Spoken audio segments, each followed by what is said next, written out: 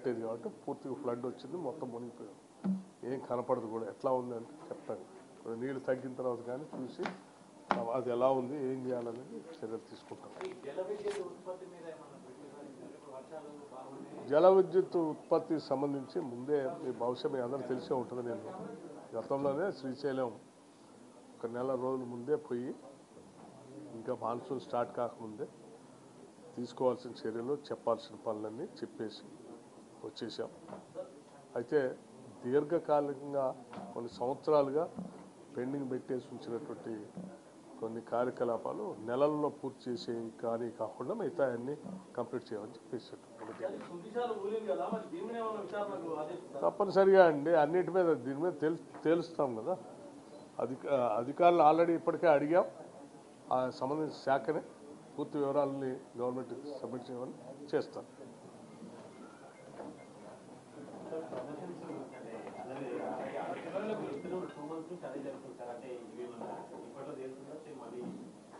Two months నుంచి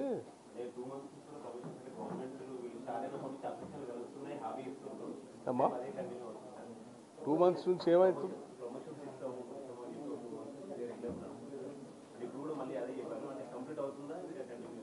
చేయమని చెప్పేవాళ్ళు, చేయమని ఆల్రెడీ స్పష్టంగా ఆదేశాలు ఇచ్చాం. They will have a day, వెంటనే చేయమని అన్నాం. టైం ఏముంది?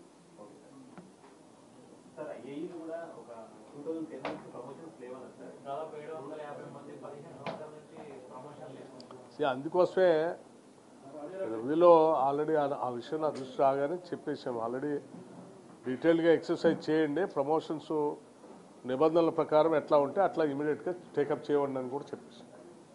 Thank you.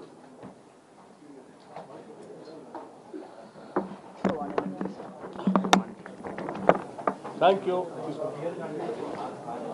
స్థాయిలో ఉద్యోగస్తులు అందరితో మాట్లాడి తాను నిర్ణయం తీసుకుని ముందుకు పోవాలని చెప్పి వారికి కూడా ఆదేశాలు ఇవ్వటం జరిగింది.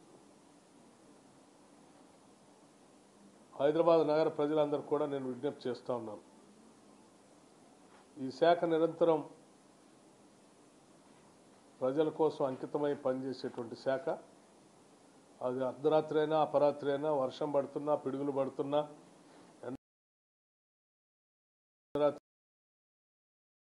కన్జ్యూమర్స్ కంప్లైంట్ చేస్తే వెంటనే స్పందించి వచ్చేటువంటి సిబ్బంది, ఆ సిబ్బంది అందరినీ మీకోసమే అంటే మన కోసమే నియమించి మన కోసమే పనిచేసే స్థాయిలో వాళ్ళంతా కూడా పనిచేస్తూ ఉన్నారు.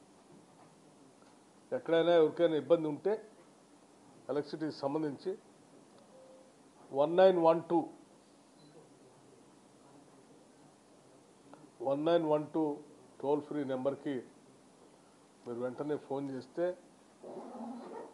అక్కడ నుంచి ఏ పరిసర ప్రాంతాల్లో సమన్వయంలో ఆ ప్రాంతానికి సంబంధించిన క్షేత్రస్థాయి సిబ్బందికి కంట్రోల్ రూమ్ నుంచి వెంటనే సమాచారం పంపించడం, వాళ్ళు స్పందించడం అన్నీ జరుగుతాయి. దీనికి ఒక వ్యవస్థను ఏర్పాటు చేశాం. కన్జ్యూమర్స్ అంతా కూడా 1912ని ఎప్పుడు ఏ ఆపద వచ్చినా, ఇబ్బంది వచ్చినా ఈ నెంబర్ని గుర్తుపెట్టుకుని దాన్ని డయల్ చేయవలసిందిగా విజ్ఞప్తి చేస్తూ ఉన్నాం. నిరంతరం మీకోసమే ఈ శాఖ పనులు చేస్తూ ఉన్నాం. ఇది ఒక భాగం. రెండో అంశం,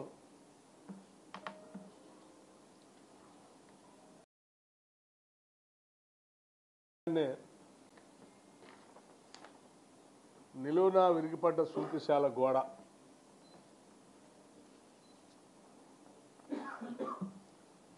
ఓ పత్రికలో హైదరాబాద్ నగరానికి మంచినీళ్ళు తీసుకుని రావటం కోసం కృష్ణానది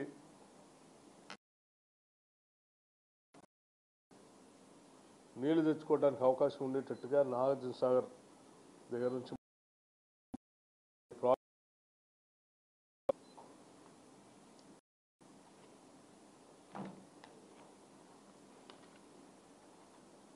కడుతున్నటువంటి ఈ ప్రాజెక్టులో దీనికి సంబంధించి చాలా ప్రమాదం జరిగేటట్టుగా ఈ ప్రభుత్వం కట్టిస్తూ ఉందని చాలా స్పష్టంగా ఒక కథని అల్లి వండి వార్చారు దీంట్లో. అసలైన తొలి వెలుగు. ఫాలో వాట్సాప్ @తొలి వెలుగు official.